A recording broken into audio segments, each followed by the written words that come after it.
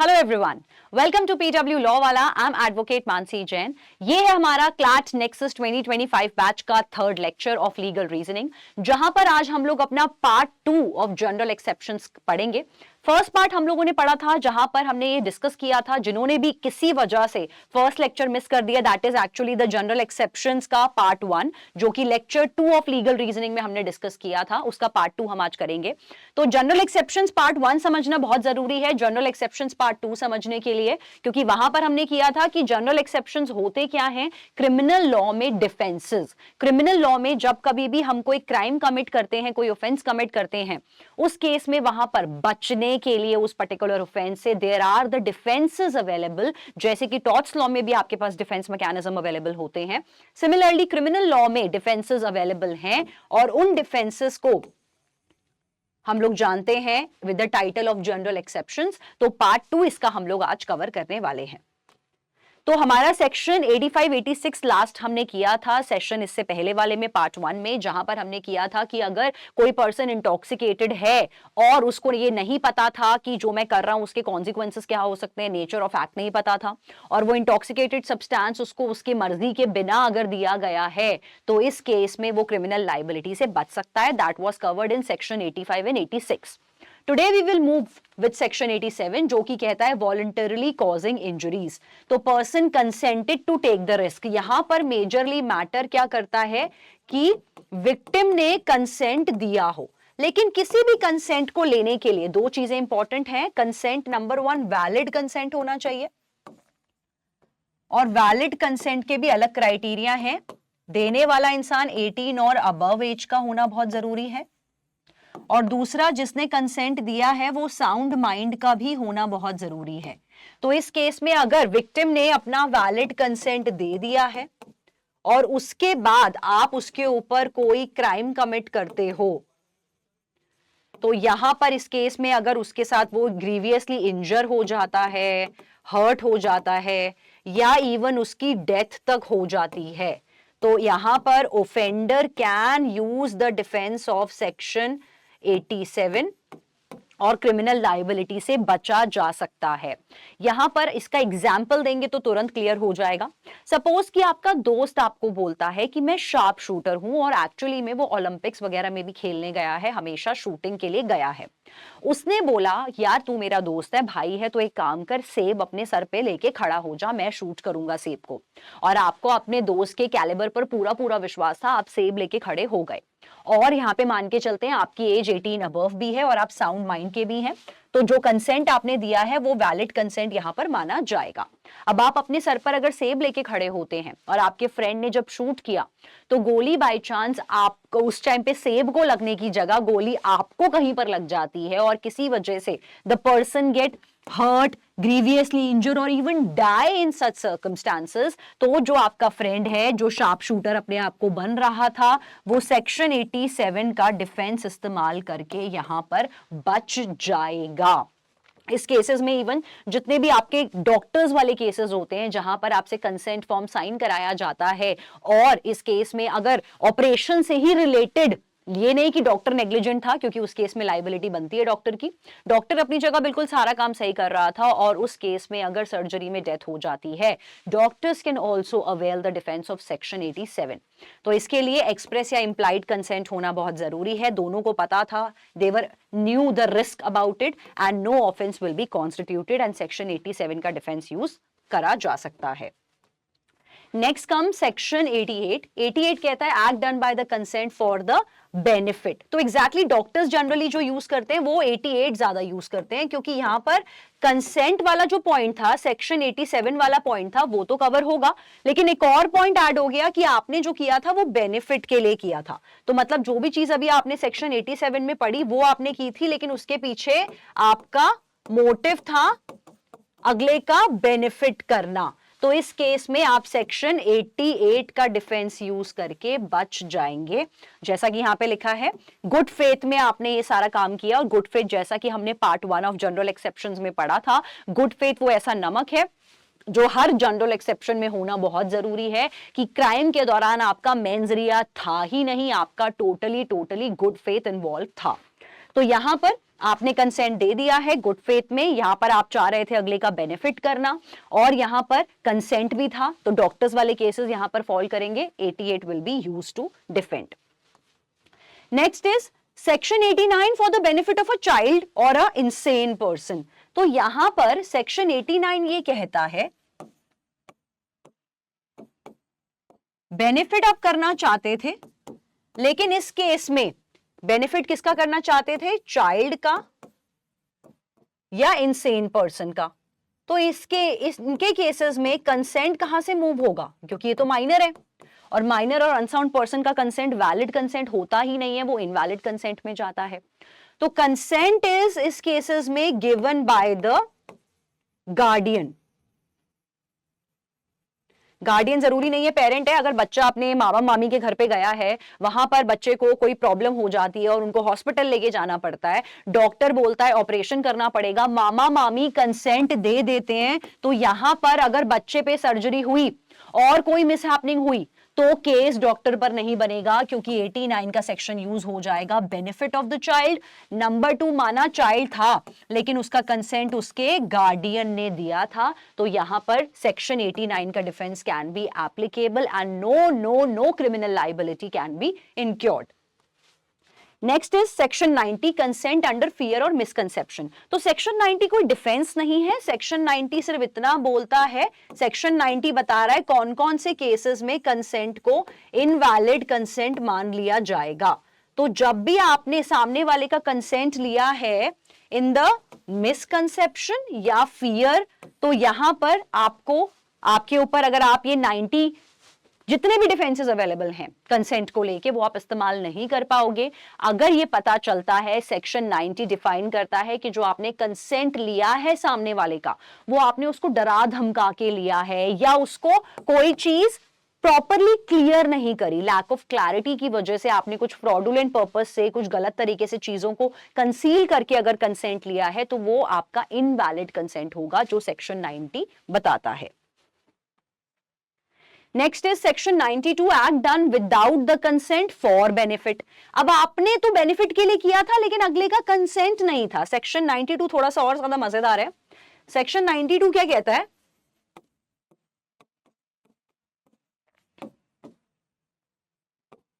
Obviously act यहां पे आपकी क्रिमिनल एक्ट है, तभी आपको डिफेंस चेक करने पड़ रहे हैं क्योंकि क्राइम तो हुआ ही है। एक्ट डन फॉर बेनिफिट, पर यहां पर आपके पास कंसेंट मौजूद नहीं था, मतलब आप ही खुद समाज सेवा करने निकले थे लेकिन अगले ने नहीं कहा था कि मेरा भला करो। लेकिन अगर यह पता चला कि आपने ये जो क्रिमिनल एक्ट किया है उसके पीछे टोटली आपका मोटो क्या था, अगले का बेनिफिट करना, ये प्रूवन होना बहुत जरूरी है और वो आपके गुड फेथ से प्रूव हो जाएगा। तो अगर ये आप प्रूव कर दो कि मैंने बेनिफिट के लिए काम किया है लेकिन माना सामने वाले का कंसेंट नहीं था, तो सेक्शन 92 का डिफेंस आपके लिए अवेलेबल है। इसका सिंपल सा एग्जांपल आप ले सकते हो, हंटिंग एग्जांपल जो मैं अभी देने वाली हूं। जब तक एग्जाम्पल्स नहीं लर्न करेंगे आपको इन सेक्शंस के डिटेल्स नहीं लर्न होंगे। काफी बच्चे बहुत बार मुझे डाउट पूछते हैं कि मैम ये जितने भी सेक्शंस हैं जनरल एक्सेप्शंस के, अभी बहुत सारे सेक्शंस करेंगे हम लोग क्रिमिनल लॉ में, तो क्या ये सेक्शंस लर्न करने हैं? जी नहीं, इन सेक्शंस को लर्न करने की कोई भी रिक्वायरमेंट नहीं है, ना ही इन सेक्शंस के अंदर जितना भी डेफिनेशन लिखा है। अगर अभी आप बीएनएस खोल के देख लो तो वहां पे सेक्शन 92 का जो डेफिनेशन होगा या जो भी इसका ओरिजिनल अब नया सेक्शन इसको गिवन हुआ है बीएनएस में, आईपीसी में 92 सेक्शन था, इनके वर्ड्स को जैसे कि वर्डिंग्स ये रहे, nothing is an offense by the reason of any harm which may cause to a person or whose benefit, blah blah blah, पूरी डिटेल लिखी है। आपको सेक्शंस के नंबर और सेक्शन का कंटेंट दोनों लर्न नहीं करने हैं। क्लैट का पेपर आपका डिस्क्रिप्टिव पेपर नहीं है कि आपको लर्न करके आंसर लिख के आना है। मैंने फर्स्ट सेशन में, इंट्रोडक्शन सेशन में भी बताया था कि यहां पर आपको it's a paper based on passages. तो पैसेजेस में हम ये चाहते हैं आपसे टेस्ट टेकर कि आप पैसेज को समझो, उसके कंटेंट को समझो और उसकी नॉलेज को अपने क्वेश्चन, जो स्टोरीज में आपको क्वेश्चंस होते हैं, वहां पे स्टोरीज गिवन होती है, उन पे उस नॉलेज को अप्लाई करके आंसर दो। तो यहां पर आपको कोई भी नीड और रिक्वायरमेंट नहीं है कि आप सेक्शन और उनके अंदर का लर्न करो। आपको सिर्फ क्या करना है, समझना है कि सेक्शन में ये क्या बात कही गई है, इन बातों के अल्टीमेटली क्या मायने हैं, वो आपको समझना बहुत जरूरी है। दैट इज वाई हर सेक्शन का एग्जाम्पल लर्न करना बहुत ज्यादा इंपॉर्टेंट होगा। तो सिंस हम 92 पढ़ रहे थे हंटिंग एग्जाम्पल, कि आपका मोटो था अगले का बेनिफिट करना। आप और आपके दोस्त एक शिकार पे गए और अचानक से आपके दोस्त को शेर उठा के लेके जाने लगा। आप चाहते थे अपने दोस्त को बचाना, लेकिन आपके दोस्त ने नहीं कहा था मुझे बचा। ऑब्वियसली आप चाहोगे अपने दोस्त को बचाना, तो आपने लेके फायर कर दिया और वो गोली शेर की जगह आपके दोस्त की टांग पे लग गई। हाँ, हालांकि आपका दोस्त बच गया, शेर डर के भाग गया, लेकिन कल को आपका दोस्त आप पे क्रिमिनल लायबिलिटी नहीं लगा सकता कि तूने मेरी टांग पे गोली मार दी, तूने मुझे ग्रीवियस हर्ट या हर्ट कर दिया। आपके पास 92 का डिफेंस है कि यार मेरा मोटिव था तेरा बेनिफिट करना, चाहे बेशक इसमें तेरा कंसेंट इन्वॉल्व नहीं था। इवन डॉक्टर्स के केसेस में भी ऐसा हो सकता है, जब भी एक्सीडेंट वाले केसेस होते हैं, बॉडीज को लेके जाया जाता है वहां पे हॉस्पिटल, अगर जो पेशेंट है वो कंसेंट की हालत में नहीं है क्योंकि उसका इतना मेजर एक्सीडेंट हुआ है और डॉक्टर्स का मोटिव होता है बेनिफिट करना, तो अगर कोई भी मिसहैपनिंग होगी तो doctors can also use the section of 92। Next is 93, communication made in good faith. यहां पर आपने कोई एक्शन नहीं किया होता, सिर्फ आपने कम्युनिकेट किया होता है। कम्युनिकेट आपने कुछ भी चीज की होती है, जनरली यहां पे न्यूज के सेंस में होता है या एनी थॉट। कम्युनिकेशन सीधा सीधा ये बोलता है कि आपने गुड फेथ लेकिन करना बहुत जरूरी है। गुड फेथ बहुत इंपॉर्टेंट नमक है। आपने किसी के साथ कुछ बात कम्युनिकेट करी और गुड फेथ में करी, मतलब आप कोई प्रैंक नहीं कर रहे थे, कोई मजाक नहीं कर रहे थे, टोटली जेन्युइन सच्ची खबर दे रहे थे। लेकिन वो खबर सुन के अगले को हार्ट अटैक आ गया या अगला बहुत ज्यादा चक्कर खा के, जैसे मूवीज में दिखाते हैं, छत से नीचे गिर गया आपकी बात सुन के, आप उस केस में 93 का डिफेंस इस्तेमाल करके बच जाओगे कि मैं बिल्कुल जेन्युइन न्यूज दे रहा था, मैंने अंकल को बिल्कुल आके जेन्युइन न्यूज दी कि यूएस में जो आपका बेटा है उसका एक्सीडेंट हो गया। ये न्यूज सुन के अंकल को अटैक आ गया, तो आप 93 का डिफेंस यूज करके बच सकते हो। यहां पर कोई एक्शन नहीं है, आपने सिर्फ कोई ना कोई खबर कम्युनिकेट करी है और जेन्युइन और सच्ची खबर। अगर यहाँ पे ये पता चल जाए कि आपने किसी के साथ प्रैंक किया था, जानबूझकर आपने झूठी खबर फैलाई, तो यहां पर आप 93 को नहीं यूज करके बच पाओगे। Next is section 94, compelled bye threat. तो इस केसेस में जब भी एप्रीहेंशन होता है डेथ का, लेकिन एक्सेप्शन है मर्डर के लिए, यहां पे नहीं मिलता ये डिफेंस। सेक्शन 94 ये कहता है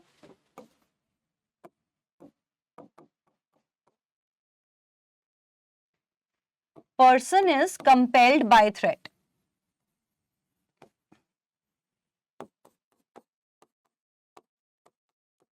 कंडीशन क्या है?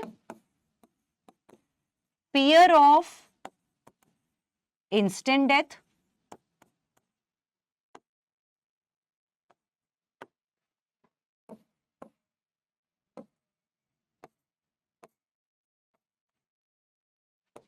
no option to recourse to public authorities। Public authorities का मतलब हो गया आपका पुलिस।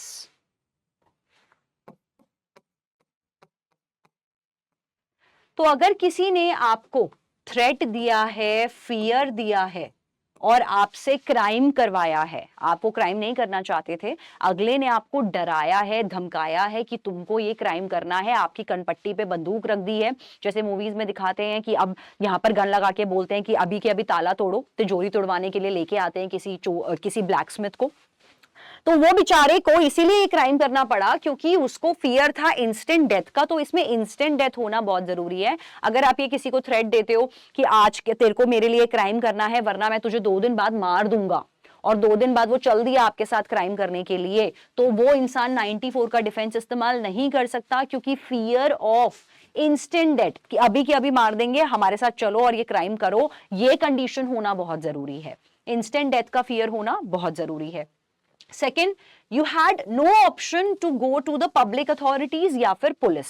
मतलब आपके पास ऑप्शन ही नहीं था कि आप पुलिस के पास जा सको, आप बचाव अपना कर सको। आपके पास कोई ऑप्शन नहीं था सिर्फ सिवाय इसके कि मरता क्या ना करता। आपके पास कोई ऑप्शन नहीं था, इसीलिए आपको जाना ही पड़ा साथ में क्राइम करने के लिए। तो ऐसे केसेस में अगर आप फ्यूचर में पकड़े जाओगे तो 94 का डिफेंस इस्तेमाल करके इजीली आप बच सकते हैं।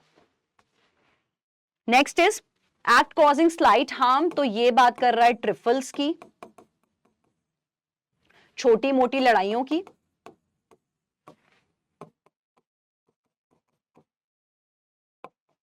पिटी फाइट्स की, कि जब कभी भी ऐसा कोई एक्ट हुआ है जिससे स्लाइट हार्म हुआ है, मतलब आप चल रहे थे, आपने किसी को बस एक चौक मार दिया या ऐसे पेन मार दिया और अगले ने बोला कि ओ हो मेरे को तो चोट लग गई, मैं तो, जबकि एक्स्ट्रा एग्जैजरेट करके वो बोल रहा है मैं हर्ट हो गया, मैं ग्रीवियसली इंजर हो गया। तो छोटे मोटे मैटर्स को देखने के लिए कोर्ट के पास भी टाइम नहीं है और ना सेंस और लॉजिक बनता है इसके पीछे।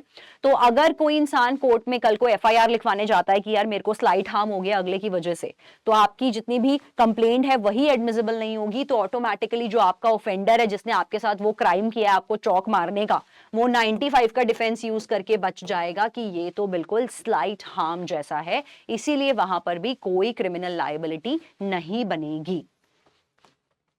नेक्स्ट कम्स योर 96 से, सेक्शन 96 से लेकर 106 तक प्राइवेट डिफेंस को एक साथ ही एक्सप्लेन किया गया है, जो भी हम लोग समझेंगे।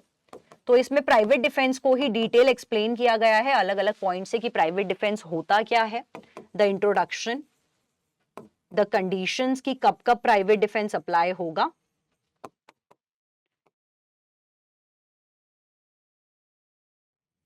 Third, where private defence can cause death also. ऐसे बहुत सारे सिनेरियोज हैं जहां पर प्राइवेट डिफेंस को इस्तेमाल करके आप सामने ऑफेंडर की डेथ भी कॉज कर देंगे तो भी आप पे कोई भी क्रिमिनल लाइबिलिटी नहीं है, आप बच सकते हो क्रिमिनल लाइबिलिटी से। तो ये डिटेल एट स्ट्रेच पे सेक्शन 96 से 106 के बीच में प्राइवेट डिफेंस को यहां पर एक्सप्लेन किया गया है, जो अभी हम लोग समझने वाले हैं। नाउ लेट्स अंडरस्टैंड कि 96 से 106 में जैसा कि हमने डिस्कस किया, प्राइवेट डिफेंस में इंट्रोडक्शन, कंडीशंस और private defence can cause death, various चीजें होती हैं। तो सबसे पहले समझ लेते हैं कि प्राइवेट डिफेंस होता क्या है। प्राइवेट डिफेंस ये कहता है that you have the ability to protect, it can be used to protect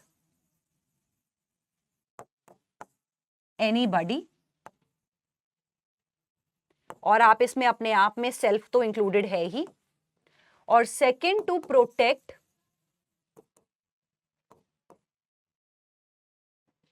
anyone's property, और अपनी खुद की प्रॉपर्टी तो है ही क्योंकि चैरिटी बिगिंस एट होम।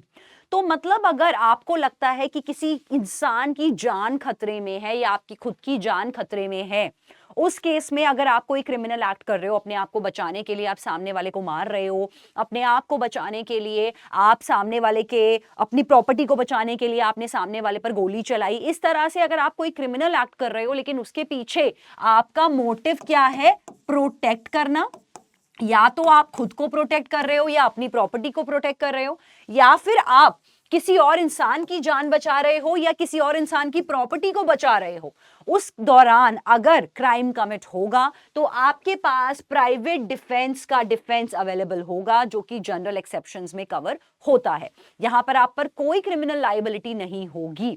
लेकिन इसको अप्लाई करने के लिए अब हाथ में अगर शस्त्र दे दिया है, हाथ में अगर तलवार दे दी है कि चला सकते हो, तो इसका यह मतलब नहीं है कि सामने वाले का गला काट के ही आप आओगे।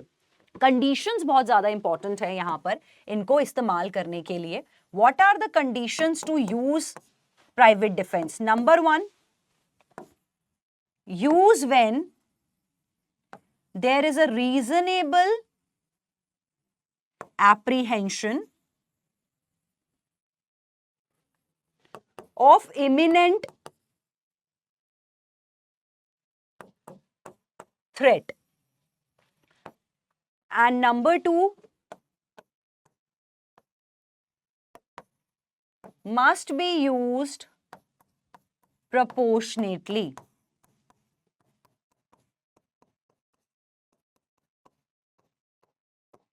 अब ये दो पॉइंट्स बहुत इंपॉर्टेंट है। रीजनेबल एप्रीहेंशन का मतलब है रीजनेबल डाउट, इमिनेंट का मतलब होता है अपकमिंग, अपकमिंग थ्रेट का मतलब है अपकमिंग डेंजर।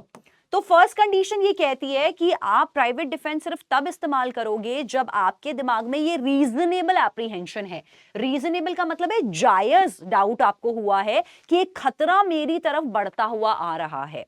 मतलब जब तक खतरा आपकी तरफ नहीं बढ़ रहा, आप प्राइवेट डिफेंस सिर्फ ऐसे हवाई डाउट पर नहीं यूज कर सकते। इसका एग्जाम्पल अगर ऐसे समझे कि एक लड़की बोले कि एक लड़का मुझे बहुत देर से दूर से घूर रहा था, सिर्फ घूर रहा था, बहुत देर से दूर से घूर रहा था।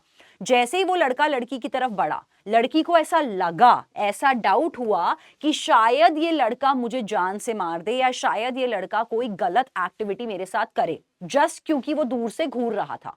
तो क्योंकि लड़की को ऐसा लगा, तो जैसे ही लड़का उसकी तरफ बढ़ा, लड़की के पास एक नाइफ पड़ा था जिससे लड़की ने तुरंत ही लड़के को इंजर कर दिया, ये बोल के कि मैं प्राइवेट डिफेंस इस्तेमाल कर रही हूं।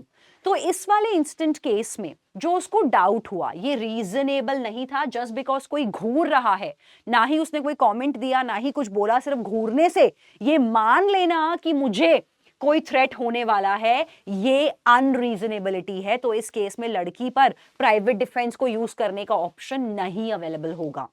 ऑन द कॉन्ट्ररी, अगर वो लड़का दूर से घूर रहा होता, कुछ वियर्ड जेस्चर्स कर रहा होता, या दूर से कोई पोर्नोग्राफी दिखा रहा होता, या दूर से कुछ ऐसे कमेंट्स पास कर रहा होता, या कुछ ऐसे रिमार्क्स पास कर रहा होता जिससे लगता कि हाँ खतरा है, वहां पर उस केस में प्राइवेट डिफेंस को इस्तेमाल करना बिल्कुल सही होगा। तो नंबर 1 कंडीशन बहुत इंपॉर्टेंट है कि रीजनेबल डाउट क्रिएट होना चाहिए अपकमिंग थ्रेट का। नंबर 2, प्रोपोर्शनैलिटी में यूज करना बहुत इंपॉर्टेंट है। मतलब ऐसा नहीं है कि अगर मारने के लिए बोल दिया है तो अगले की जान लेकर ही आप दम लेंगे। अगर आज आप रोड पर हैं, आपको लगता है कि कुछ चेन स्नैचर्स आए हैं आपके पास और आपकी चेन खींच रहे हैं, आपकी ज्वेलरी आपसे ले रहे हैं, आपका पर्स चोरी करके भाग रहे हैं, आपने अपना पर्स बचाने के लिए, अपनी जान बचाने के लिए उनको मुक्का लात मारा, अगर आपको कराटे आता है, या आपके आसपास कुछ डंडा पड़ा था जिससे आपने उनके पैर पे मारा, तो दैट इज टोटली प्रोपोर्शनेट। लेकिन आप अपने आप को बचाने के लिए, सपोज आपके पास एक लाइसेंस्ड गन थी और आपने वो गन निकाल के उनको शूट कर दिया, उनको जान से मार दिया, तो ये प्रोपोर्शनैलिटी इस केस में नहीं माना जाएगा, क्योंकि आपने अपनी पावर को ओवर यूज कर लिया। तो जब कभी भी आप अपनी पावर को ओवर यूज करेंगे, अब आप पूछेंगे कि मैम क्वेश्चन में कैसे पता चलेगा? क्वेश्चन की स्टोरी पढ़कर ही आपको समझ में आ जाएगा कि यहां पर जो विक्टिम है उसने अपनी पावर्स का गलत इस्तेमाल और नाजायज इस्तेमाल करा है, उसने अपनी पावर्स को ओवर एक्सट्रीम यूज किया है। तो अगर आपको लगता है क्वेश्चन पढ़ के कि जो यहां पर विक्टिम है वो अपनी पावर्स का नाजायज फायदा उठा रहा है, वो ओवर इस्तेमाल कर रहा है अपनी पावर्स को, तो करेक्ट आंसर होगा the person can not use the private defence. तो ये जानना बहुत जरूरी है, ये दोनों कंडीशन फिट होना बहुत जरूरी है। जैसे ही ये दोनों कंडीशन फिट हो जाएंगी, private defence can be availed by the victim. अब ये जान लेते हैं, it is a defensive action which is necessary, it is against the attacker and no more harmful than necessary to be warned of attack. मतलब कि proportionate होना बहुत जरूरी है। एज वी डिस्कस्ड, आप अपनी पावर्स को ओवर इस्तेमाल नहीं कर सकते। सेक्शन 96 से 98 में जनरल रिस्ट्रिक्शन 99 में गिवन है कि राइट टू प्राइवेट डिफेंस है। अगर आप बॉडी को प्रोटेक्ट करना चाहते हैं तो उसके लिए स्पेशली सेक्शंस बताए गए हैं 100, 102 और 106, जहां पर लिखा है कि आप राइट ऑफ प्राइवेट डिफेंस में डेथ तक कॉज कर सकते हैं, जैसा अभी हम लोग पढ़ने वाले हैं। अगर आप किसी को प्रॉपर्टी को प्रोटेक्ट करना चाहें, अपनी प्रॉपर्टी को प्रोटेक्ट करना चाहें, सपोज प्रॉपर्टी का मैं एग्जांपल दूं, आपको लगता है कि चोर आपके घर में घुस आया है, वो चोरी करेगा आपके घर में या डाका डाल के जाएगा, तो अपनी प्रॉपर्टी, अपना पैसा, अपना कैश बचाने के लिए आपने चोर के सर पे डंडा मारा ताकि चोर बेहोश हो जाए और पुलिस आ जाए, तो आप प्राइवेट डिफेंस का डिफेंस यूज करके बच जाओगे, क्योंकि आप अपनी प्रॉपर्टी बचाना चाहते थे। वहीं ये सेम सिचुएशन अगर आपके नेबर की प्रॉपर्टी के साथ हो रही है, आपको लगा चोर उनके घर में घुस आए हैं और आप हीरो बनने के लिए गए, आपको लगा कि मुझे अपने दोस्त की प्रॉपर्टी, अपने पड़ोसी की प्रॉपर्टी बचानी है, और आप जाके चोर को डंडा मारते हो ताकि पुलिस आ जाए और चोर जख्मी हो जाए, तब भी आप right to private defence use कर सकते हो, क्योंकि ये प्रॉपर्टी को प्रोटेक्ट करने के लिए भी यूज किया जा सकता है। Right of private defence when extends to causing death, तो यहां पर मैंने जैसा कि बताया प्राइवेट डिफेंस में आप डेथ भी कॉज कर सकते हो, लेकिन इसके लिए कुछ कंडीशंस हैं जहां पर डेथ कॉज करने का ऑप्शन अवेलेबल होता है। इसका फर्स्ट एग्जांपल है रेप अटेम्प्ट केसेस। जैसा कि बोला गया है कि रेप अटेम्प्ट केसेस में जो विक्टिम है वो रेपिस्ट का, इस केस में अगर अटेम्प्ट टू रेप है तो उस केस में डेथ भी कॉज कर सकती है अपनी जान बचाने के लिए। यहां पर वॉलंटरली कॉजिंग डेथ और एनी अदर हार्म, ये इसके लिए कंडीशंस क्या क्या हैं? नंबर 1, जब वो सामने वाले ने आप पे इस तरह का असॉल्ट किया हो जिससे आपको पता है कि death will be otherwise the consequence, कि मतलब कि अगर मैंने अपने आप को आज नहीं बचाया, अगर मैंने सामने वाले की जान नहीं ली, तो विक्टिम अपनी खुद की जान गवा बैठेगा। आपको पता है कि यहाँ पे क्वेश्चन ऐसा हो सकता है कि एक असॉल्टर जो असॉल्टर है, जो आपका असॉल्ट करना चाहता है, वो चाकू लेके तेज आपकी तरफ बढ़ रहा है, बहुत तेजी से आपकी तरफ वो चाकू लेके बढ़ रहा है कि आज मैं तुझे मार दूंगा।